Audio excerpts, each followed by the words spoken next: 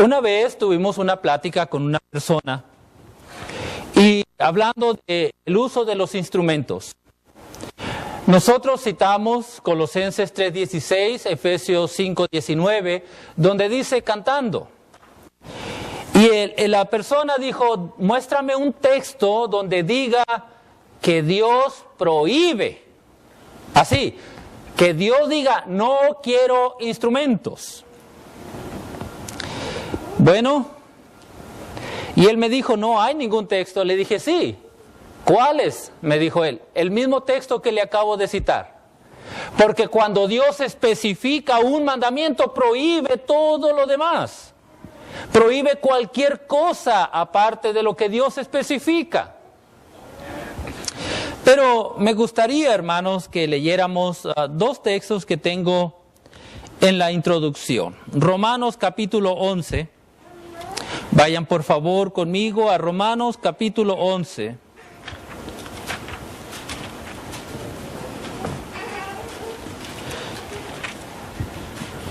Versículos 33 al 36. Romanos capítulo 11, versículos 33 al 36 dice de la siguiente manera. Oh profundidad de las riquezas, de la sabiduría y de la ciencia de Dios. Cuán insondables son sus juicios e inescrutables sus caminos. Porque ¿quién entendió la mente del Señor? ¿O quién fue su consejero? ¿O quién le dio a él primero para que le fuese recompensado? Porque de él y por él y para él son todas las cosas. A él sea la gloria por los siglos. Amén. Vamos a otro texto, Primera de Corintios capítulo 2. Primera de Corintios capítulo 2 y el versículo 16. Dice, porque ¿quién conoció la mente del Señor? ¿Quién le instruirá? Mas nosotros tenemos la mente de Cristo. En los dos textos se habla de la sabiduría de Dios, de la mente de Dios. Dios nos ha dejado su mente, o como dice Pablo, la mente de Cristo. ¿En dónde tenemos la mente de Cristo? Aquí. ¿En dónde tenemos la mente de Dios, la sabiduría de Dios? Aquí.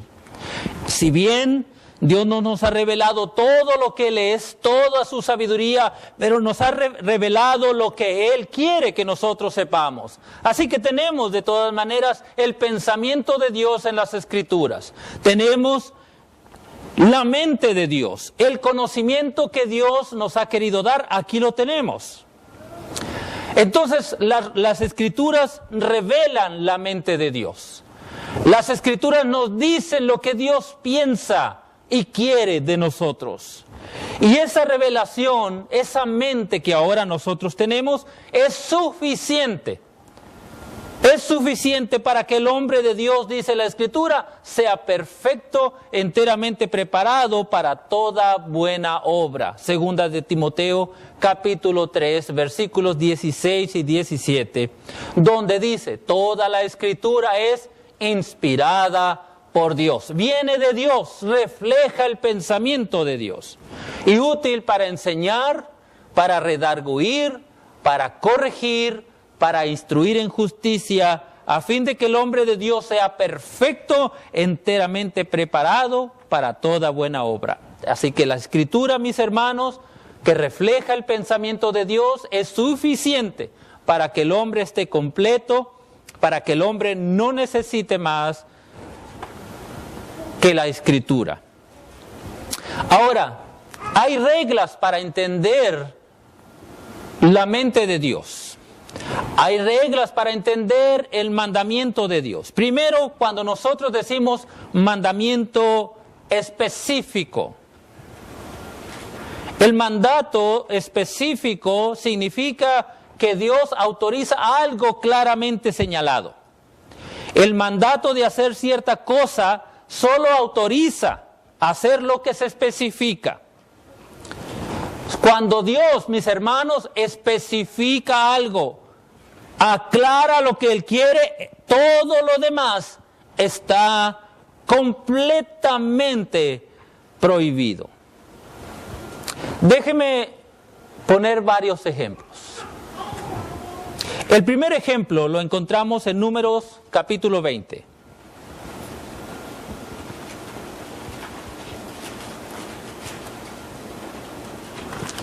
Números capítulo 20. El versículo 8.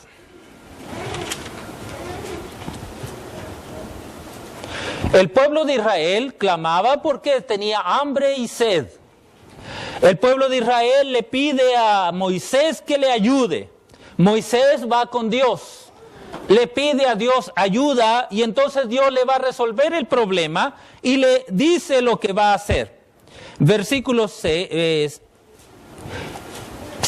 dice, y habló Jehová a Moisés diciendo, toma la vara y reúne la congregación, tú y Aarón tu hermano, y hablad a la peña. Note que cómo Dios especifica.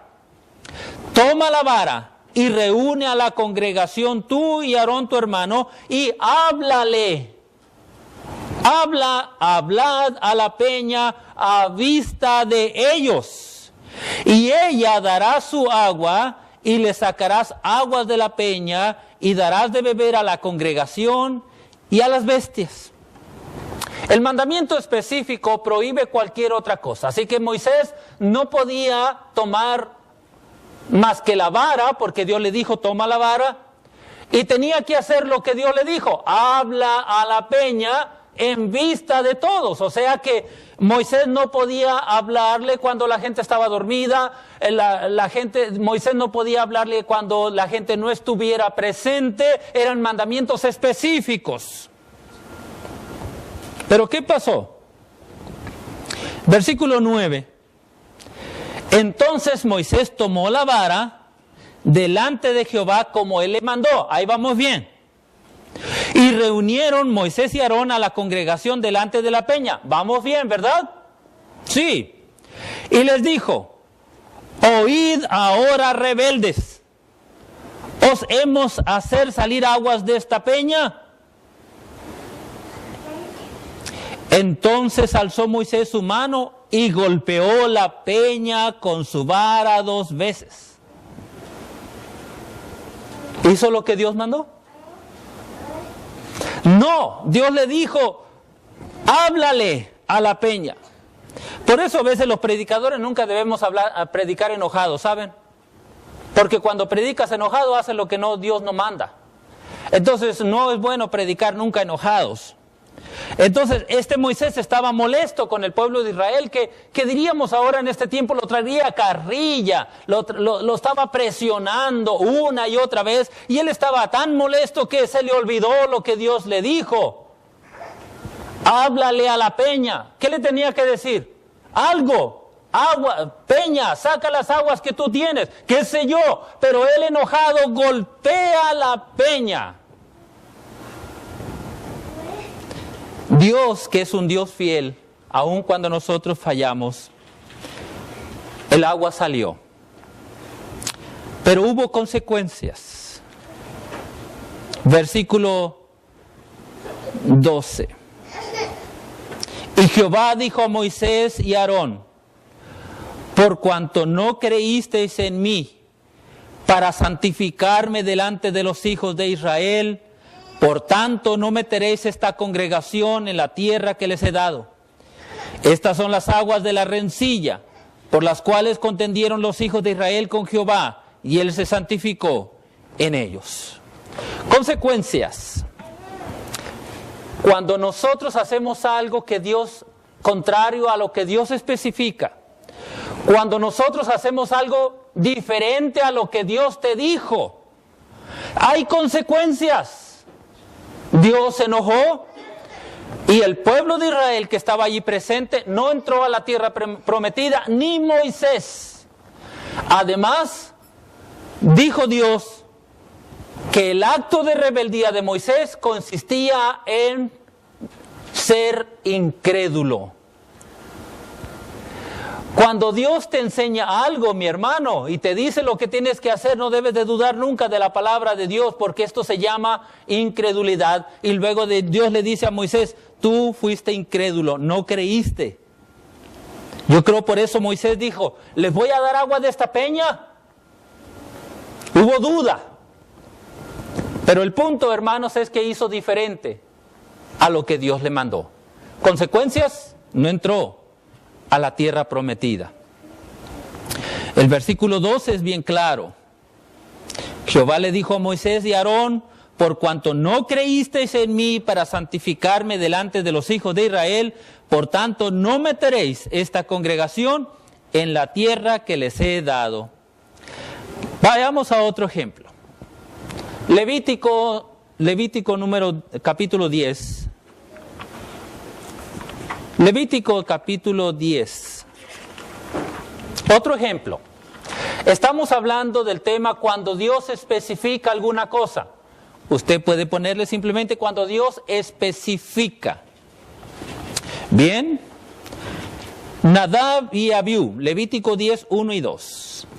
Hijos de Aarón, tomaron cada uno su incensario y pusieron en ellos fuego sobre el cual pusieron incienso y ofrecieron delante de Jehová fuego extraño que él nunca les mandó. Y salió fuego de delante de Jehová y los quemó y murieron delante de Jehová. ¿Qué pasó aquí? ¿Cuál fue la falla? Dios dice bien claro, me estás dando fuego que yo no te dije que me dieras. Uno debe de entender, hermanos, que el fuego que Dios le agradaba era del fuego del altar del sacrificio. Ese fuego estaba permitido para elevar a Dios el incienso. Dios quería que de ahí lo tomaran, pero Nadab y Abiú no lo tomaron de allí del altar, lo tomaron de otra parte. ¿Por qué lo hicieron? Si Dios les había dicho de dónde quería que tomaran el fuego. Las consecuencias. Cuando Dios especifica qué tienes que hacer y cómo lo tienes que hacer, no puedes cambiarlo. Porque si lo haces, las consecuencias son duras, como en este caso, Nadab y Abiú murieron y avergonzaron a la familia por haber desobedecido a Dios. Podemos decir en resumen que cuando Dios especifica algo, hazlo como Dios lo especifica, no lo cambies. Las consecuencias son graves. Vamos a leer otro ejemplo. Ahora vamos con David. Primera de Crónicas, capítulo 13.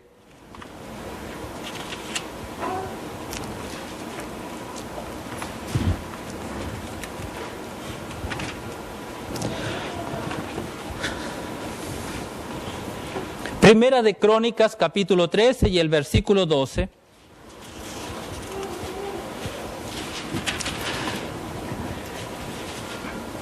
Dice, David temió a Dios aquel día y dijo, ¿cómo he de traer a mi casa el arca de Dios?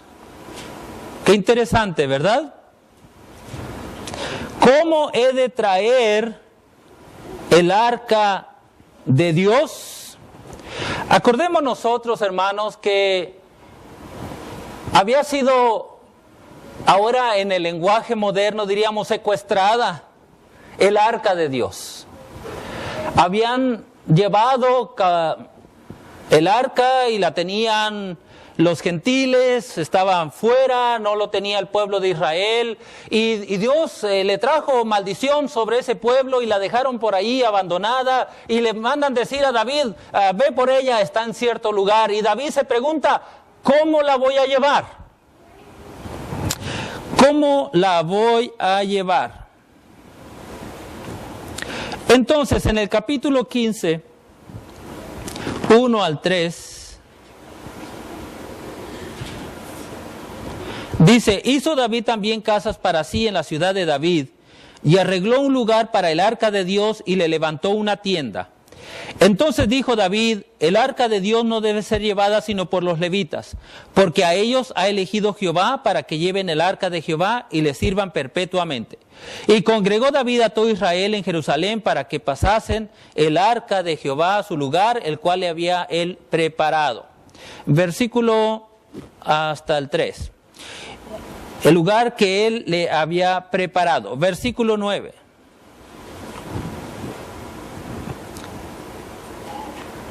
Perdón. Vamos a pasar al versículo 13.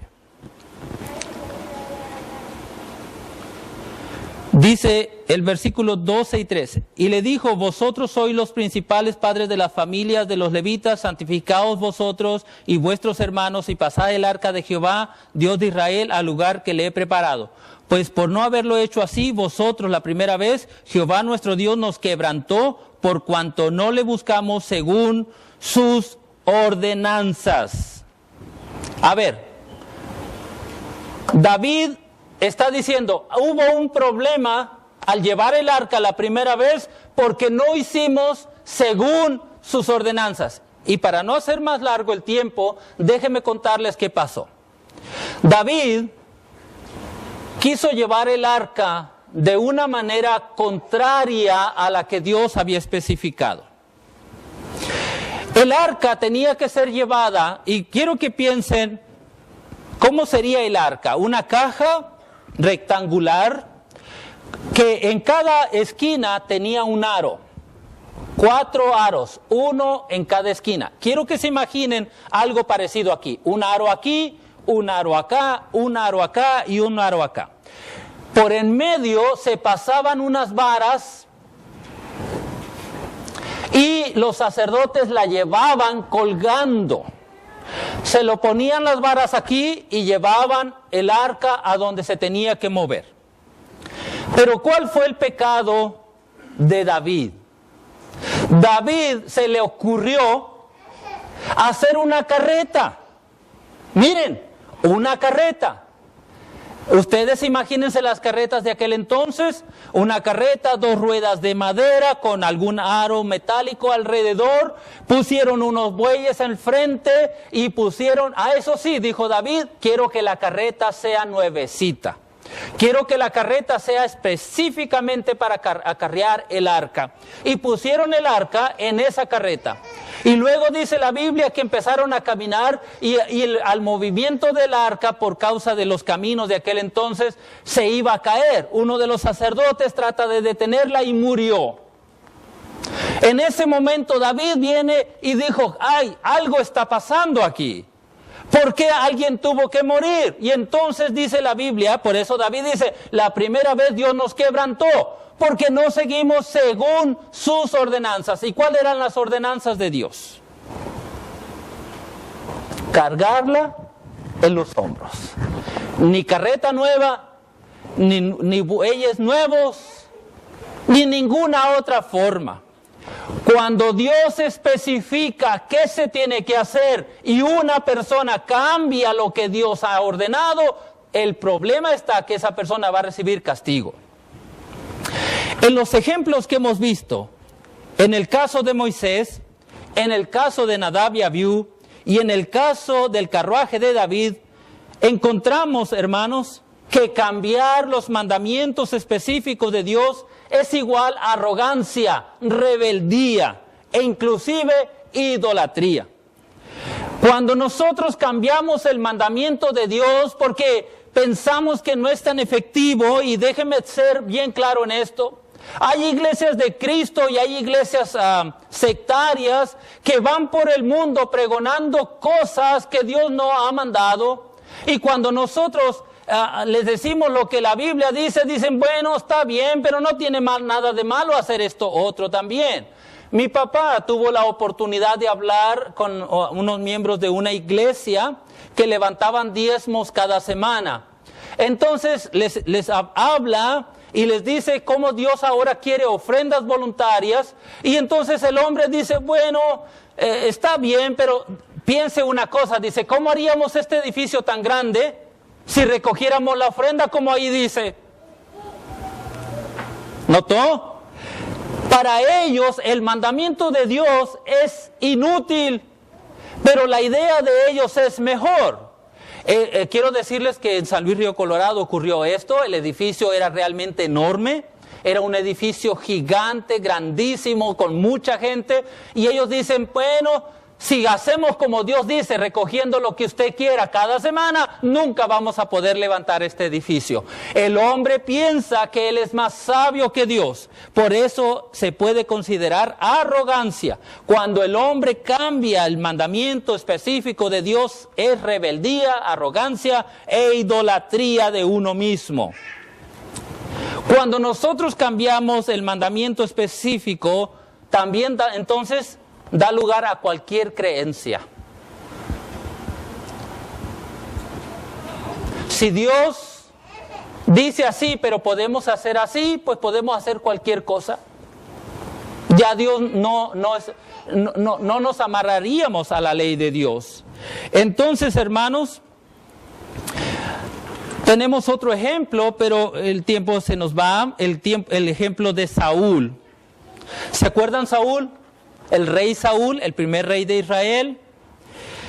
Dios estaba molesto con un pueblo. Y Dios le dice, ve y destruye a Amalek. Este pueblo había sido estorbo en el paso del pueblo de Israel rumbo a la tierra prometida. Le hizo dar vuelta, no le permitió el cruce del territorio. Y entonces le dice, Dios esto lo tiene en su mente por 400 años. Y Dios le dice, mira, quiero que vayas y lo castigues. Quiero que lo destruyas.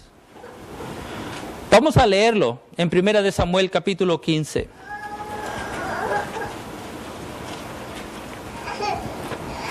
Primera de Samuel, capítulo 15, versículos del 1 al 3. Vamos a leerlo. Vamos a ver cuando Dios especifica. Después Samuel dijo a Saúl, versículo 1, Jehová me envió a que te ungiese por rey sobre su pueblo Israel. Ahora pues está atento a las palabras de Jehová. Así ha dicho Jehová de los ejércitos, yo castigaré lo que hizo Amalek a Israel al oponérsele en el camino cuando subía de Egipto. Ve pues y hiere a Amalek. La palabra herir en este caso significa matar. Destruye todo lo que tiene. Note el mandamiento específico. Mata a Amalek. Mandamiento específico. Mata a Amalek. Destruye todo lo que tiene. ¿Qué quiere decir?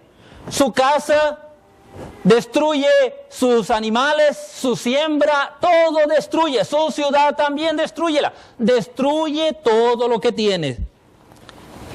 Ve pues, mata a hombres, mujeres, niños y aún los de pecho, vacas, ovejas, camellos y asnos. Este era el mandamiento. Eso fue lo que Dios le dijo que hiciera. Versículo 9. Vamos a ver qué hizo Saúl. Y Saúl y el pueblo perdonaron a Agag. ¿Cuál fue? ¿Qué hizo Saúl? ¿Hizo lo que Dios le mandó? No, lo perdonó. Dice, y Saúl y el pueblo perdonaron a Agag y a lo mejor de las ovejas. A lo mejor de las ovejas. ¿Qué no le dijo? Destruye sus vacas, destruye sus ovejas, destruye todo.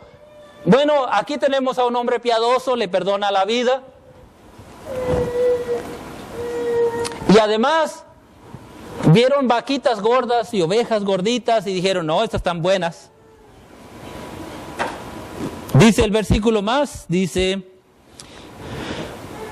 vamos a leerlo todo. Y Saúl y el pueblo perdonaron a Agag y a lo mejor de las ovejas y del ganado mayor, de los animales engordados, de los carneros y de todo lo bueno, y no lo quisieron destruir, mas todo lo que era vil y despreciable destruyeron.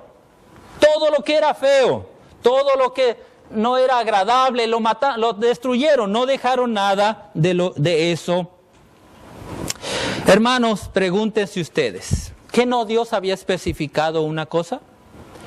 ¿No fue claro Dios al darle el mandamiento de lo que Dios quería y cómo quería que se hiciera? La respuesta es sí, pero el hombre muchas veces va en contra de lo que Dios ordena.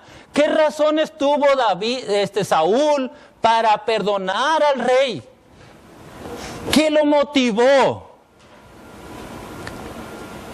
Bueno, digamos nosotros que fue bondadoso, que como ahora se resalta mucho el amor. Oh, es que él ama al prójimo y lo quiso salvar. Pero él se opuso a la voluntad de Dios. Él no estuvo a favor de Dios. Como dijo a Pedro, ¿ustedes creen que es justo que agrademos a los hombres antes que a Dios? ¿Es mejor agradar al hombre que a Dios? Hermanos, Saúl tenía que haber obedecido exactamente como Dios le dijo, pero no lo hizo. ¿Cuál fue la condenación? Versículo 22. Ahí mismo, 1 Samuel 15, 22. Y dijo Samuel: ¿se complace Jehová tanto en los holocaustos y víctimas como en que se obedezca a las palabras de Jehová? Ciertamente el obedecer es mejor que los sacrificios y el prestar atención que la grosura de los carneros. Porque como pecado de adivinación es la rebelión, y como ídolos e idolatría la obstinación. Por cuanto tú desechaste la palabra de Jehová, Él también te ha desechado para que no seas rey. Pero note de lo que lo condena a Dios. ¿Qué le dice? Porque como pecado de adivinación es la rebelión. Es ser igualito que un brujo si tú haces contrario a lo que Dios dice. Es ser igual a un brujo. Uno dice, no, yo no quiero, yo no soy brujo. Pero si tú haces contrario a lo que Dios dice, dice que tu obstinación te pone en el mismo nivel de ser un brujo. ¿Eres brujo?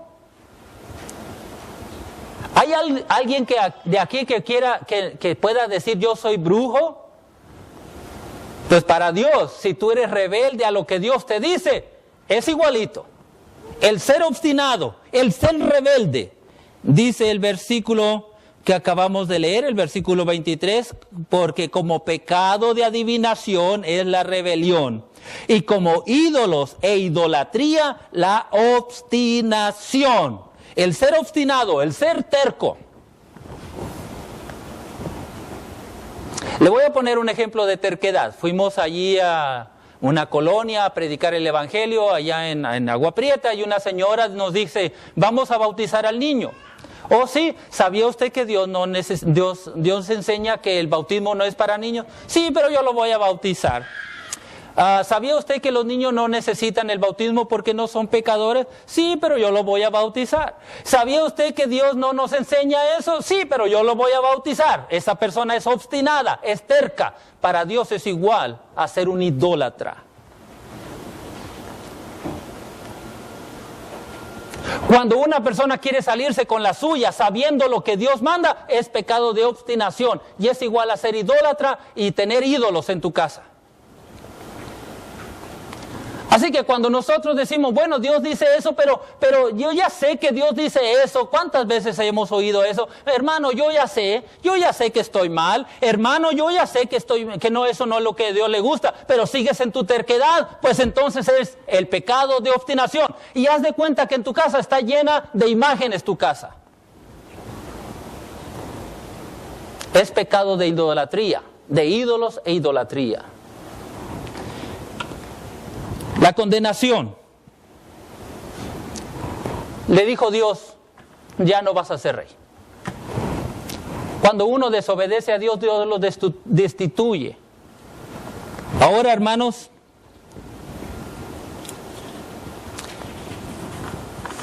vamos a aplicar esos principios ahora. ¿Cómo podemos aplicar esos principios para este tiempo? Bueno, vamos a ver lo que Dios especifica.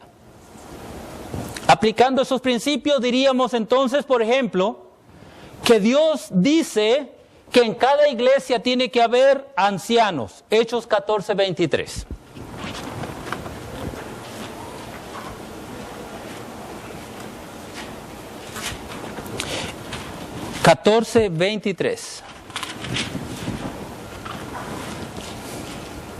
Dice, y constituyeron ancianos en cada iglesia. Y habiendo orado con ayunos, los encomendaron al Señor en quien habían creído. ¿Qué debe haber en cada iglesia? Específicamente ancianos. Estos ancianos son los pastores de la iglesia. Pues el mundo está lleno ahora de cosas raras. Las iglesias están conformadas por cosas menos que lo que la Biblia especifica. Ahora hay cada rango en las iglesias. Bueno, dice, y constituyeron ancianos en cada iglesia. Pues hay desde obispos, arzobispos, cardenales, papas. ¿Y dónde mandó Dios eso? Dios no especificó eso, mis hermanos. Dios dijo que en cada iglesia tenía que haber, ¿qué? Ni cardenales, ni arzobispos, ni papas. Dijo, ancianos en cada iglesia. Ancianos en cada iglesia. Pero a la gente no le interesa lo que Dios especifica. Quieren hacer su propia voluntad. Entonces, ¿qué tenemos que hacer? Tenemos que enseñar lo que la Biblia dice y decir que lo que el hombre ha inventado está contra lo que Dios ha especificado. También dice que los ancianos gobiernan o trabajan en un área específica que es la iglesia local. No hay arzobispados. No hay un grupo o una persona gobernando varias iglesias, sino un grupo de personas llamados ancianos estando supervisando una sola congregación. Hechos 20:28 dice, por tanto mirad por vosotros y por todo el rebaño en que el Espíritu Santo os ha puesto por obispos para apacentar la iglesia del Señor, la cual él ganó por su propia sangre. Es la congregación donde están. Primera de Pedro capítulo 5, el versículo 2 al 4.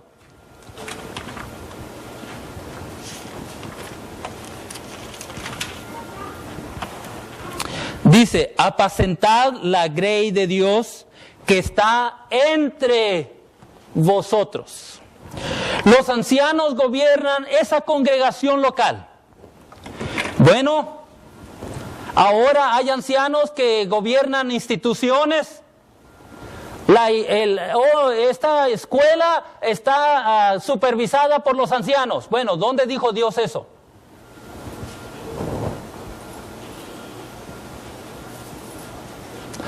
Estos ancianos están supervisando la obra en Guatemala, la obra en Centroamérica, la obra en Sudamérica, y estos ancianos de aquí supervisan la obra allá. ¿Dónde dice Dios eso? Dios especifica el trabajo de los ancianos. Los ancianos trabajan en su propia congregación. No pueden ir más allá de lo especificado por Dios. Otro ejemplo, el bautismo. ¿Para quién es el bautismo? Dios especifica. Hechos 2:38. Jesús les dijo, arrepentíos y bautícese cada uno de vosotros en el nombre de Jesucristo para perdón de los pecados. ¿Para quién es el bautismo? Pues para las personas arrepentidas, las personas que han creído, se arrepienten y entonces están listos para el bautismo. Para ellos es el bautismo. Dios especifica que el bautismo es pues para personas creyentes. Cuando oyeron ese mensaje, lo creyeron y se arrepintieron. Eso lo especifica Dios. Así que cuando nosotros traemos a un niño, no cumple las especificaciones de Dios. A mi esposa y a mí nos hablan por teléfono porque tenemos el número de teléfono en el cartel allá afuera y nos dicen, oiga, ¿qué se necesita para bautizar al niño fulano? Queremos bautizar al niño. Bueno, lo que se necesita primero es que crezca. Luego que la persona se arrepienta. Y entonces confiese a Cristo, ya puede ser bautizado. Pero niñito no puede ser porque no llena las especificaciones de Dios. Dios dice, si crees, te arrepientes, estás listo para ser bautizado. ¿Puede un niño creer? ¿Puede un niño arrepentirse? La pregunta es, ¿de qué se podría arrepentir? Dios especifica que el bautismo es, ¿para qué es el bautismo? Volvemos a Hechos 2:38.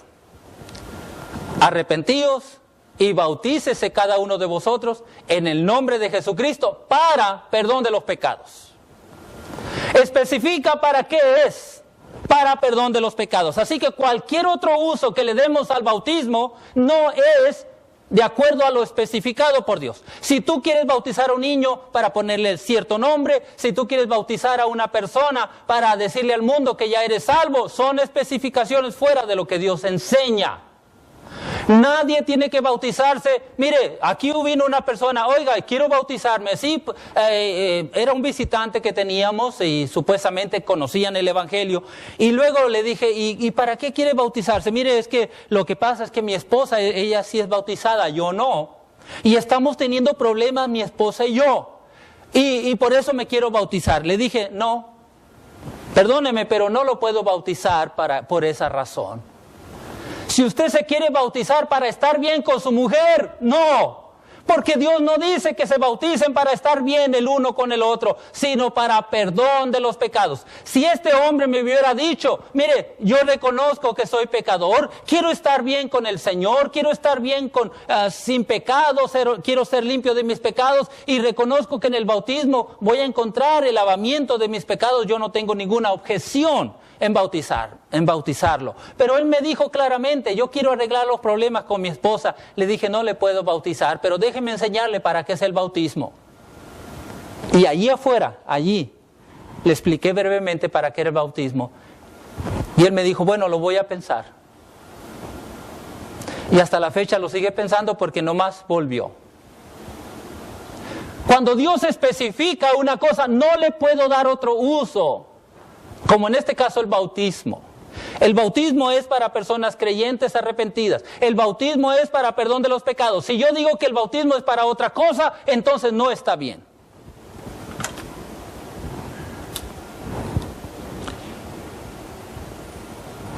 Último ejemplo. Cuando nosotros tomamos la cena del Señor, hay cosas que especifican lo que debe conformar los elementos, voy a decirlo de esta manera, los elementos que conforman la cena del Señor. ¿Y cuáles son esos elementos? Bueno, en Mateo 26, vamos a leerlo.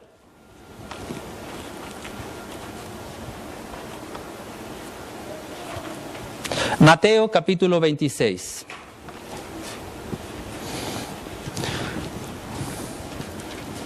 (26 al 29).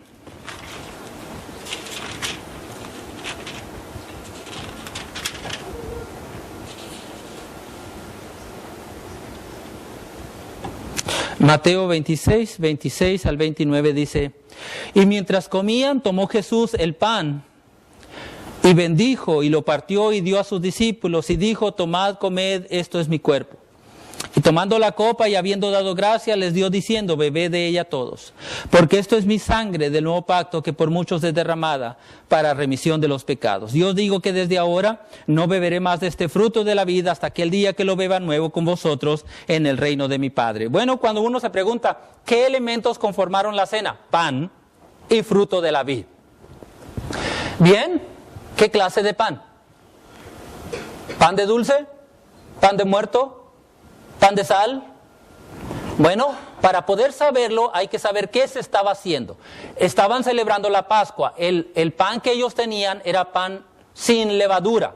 Se tenía que limpiar de levadura desde días antes y no usar nada de levadura en el festejo de la Pascua. Así que el pan que tenían allí, hermanos, era un pan sin levadura y también celebraron la cena con fruto de la vid, o sea, el fruto de la uva. Estaba hablando con una señora conocida en una librería en la ciudad de Agua Prieta y me dice, no sé cómo entramos en la plática, pero me dice, vamos a celebrar la cena del Señor este domingo. Y me toca a mí prepararla. Así que tengo que ir a comprar el pan Bimbo temprano. En serio. Me dijo, tenemos que comprar la barra de pan. Y entonces le empecé a explicar qué clase de pan era el que tomó el Señor Jesús. No era el pan que se vendía en las tiendas o el que se hacía con levadura. Era un pan especial, sin levadura y fruto de la vid. Estos dos elementos conforman la cena del Señor. Uno significa el cuerpo, el otro la sangre de Jesús.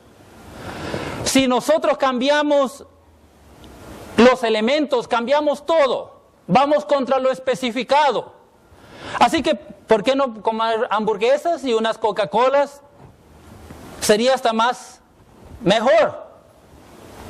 Algunos dirían, los niños dirían, no, yo quiero pizza.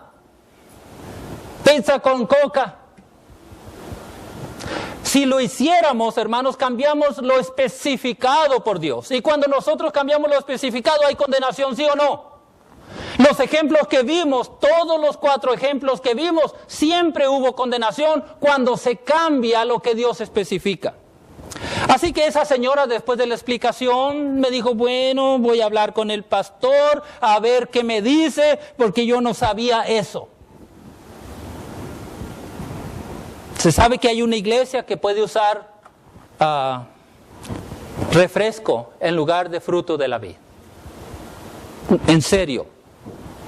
A ellos no les interesa, puede poner una barra de pan francés, y puede poner refresco.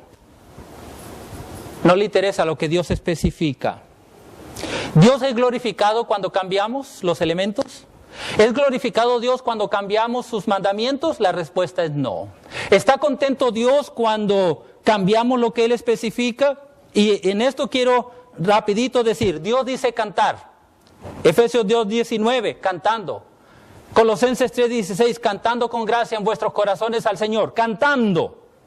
Si yo uso la palabra tocando o tocar en la iglesia, voy en contra de lo especificado por Dios. Recuerdo la persona que me dijo, no, Dios, no hay un solo texto que me lo prohíba, pero cuando Dios te especifica, entonces te prohíbe cualquier otra cosa. Si Dios dice cantar, ¿qué es lo correcto hacer? La ofrenda.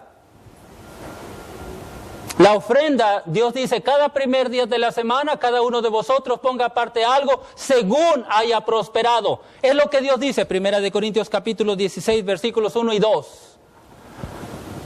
Cada primer día de la semana, especifica el día. ¿Cuál es el día? El primer día de la semana. Quiere decir que no puedo agarrarlo el lunes, no puedo agarrar el martes, no podemos agarrar ofrenda los miércoles, no podemos agarrar la ofrenda los jueves o los viernes, ni ningún otro día, excepto el especificado por Dios. Cada primer día de la semana. Es el día exclusivo para recoger la ofrenda. ¿Y cómo tengo que dar esa ofrenda? Según hayas prosperado, dice la Escritura. Así que nadie te tiene que decir cuánto dar. Es un asunto entre tu conciencia y Dios. Tú tienes que proponer lo que le vas a dar al Señor en tu ofrenda. Pero si un pastor te dice, tienes que darme el 10% de lo que ganas, va en contra de lo especificado por Dios. Así que tampoco podemos recoger dinero con comidas, con ventas de garage, rifas, negocios. Para la iglesia está prohibido. A veces hemos sabido de hermanos que ponen a las hermanas a vender tamales porque dicen, hermano, necesitamos dinero para la iglesia. A ver, todos a cooperar y todos hay que hacer una venta de comida allá afuera. Es ir en contra de lo especificado por Dios. Dios dice, cada uno de ustedes, lo que proponga así es como Dios quiere. Así que no tenemos que decir, hermanos, vamos a poner un negocio aquí al lado. Un hermano llegó a cierta congregación y al ladito del edificio tenían un equipo para planchar ropa. Y le preguntaron por qué tenía eso. Bueno, hermanos, es una ayuda para la iglesia. Así que se compró un equipo de tintorería. Así que hacían negocio. Y uno dice, pero hermano, es para la iglesia, pero es en contra de lo especificado por Dios. Ahora, concluimos de esta manera, mis hermanos y amigos. En 1 de Pedro capítulo 4, versículo 11 dice que tenemos que hablar conforme a las palabras de Dios. Si alguno habla, hable conforme a las palabras de Dios. La palabra conforme quiere decir como ahí te dice. Yo no puedo ir más allá de lo que está escrito. 1 de Corintios capítulo 4, versículo 6, donde dice que eso lo puso en ejemplo en Apolos y él, para que en ellos aprendiésemos a no pensar más de lo que está escrito. Tenemos que ser específicos. Dios ya lo especificó, entonces yo lo especifico al enseñar. No puedo pensar, ni siquiera pensar más de lo que está escrito. También la Escritura dice en 2 de Juan 9, dice que el que va más allá de lo que está de la doctrina de Cristo no tiene a Dios. Ir más allá significa enseñar algo que Dios no ha mandado, enseñar algo que Dios no te ha especificado. Y para finalizar, mis hermanos, recordemos que la palabra de Dios va a ser la que nos juzgue en el día final. La palabra que he hablado, ella le juzgará en el día postrero. Dios nos va a juzgar. Él va a decidir cómo servimos, cómo le servimos a Él. ¿Hicimos exactamente como Él mandó?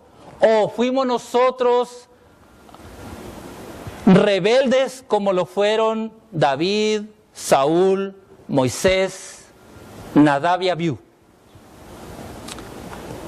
Nunca pienses que los mandamientos de Dios no te van a ayudar. Nunca pienses que tu idea es mejor que la de Dios. Si Dios manda, ¿nosotros qué hacemos? Obedecemos. ¿Exactamente como Él manda? Sí. ¿Qué pasa si cambiamos? Dios se enoja y nos va a juzgar duramente. Cuando Dios especifica, hay que hacerlo como Él manda. Que Dios les bendiga.